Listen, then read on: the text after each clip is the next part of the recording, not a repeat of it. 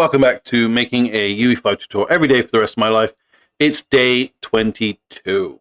And we're going to be looking at creating ourselves a simple AI move tool. And to do this, we're going to go into our third-person character, and we're just going to duplicate our third-person character. We can call this BP AI for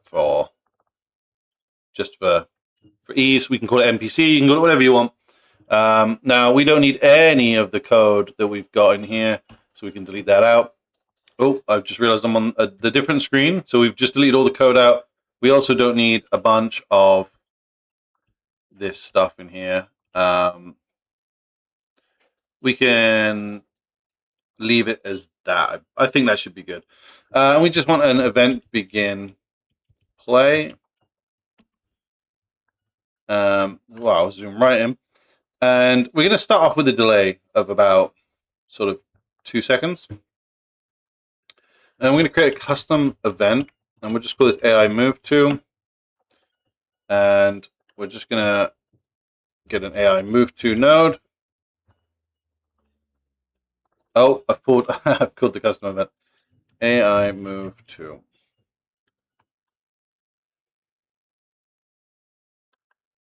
We'll get the actual function this time. And the pawn is always going to be itself. And we need a target actor. So when we start up, we're going to cast to the third person character.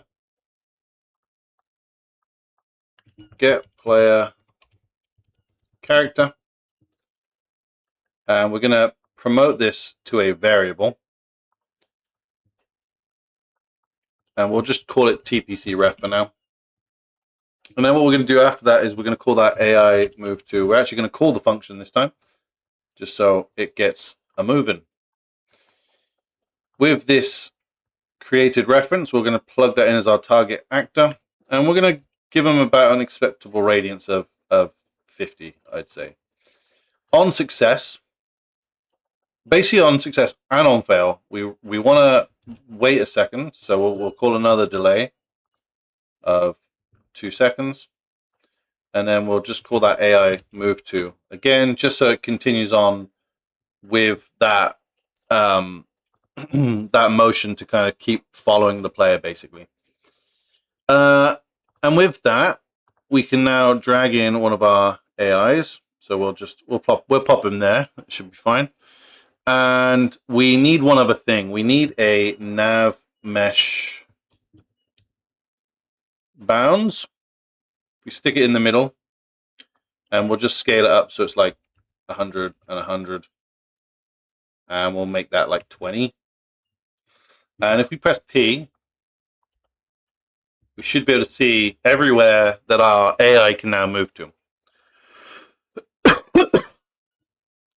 And you can see you can go up all the ramps and in between certain objects and things like that, which should be really, really useful. Now, if we press play,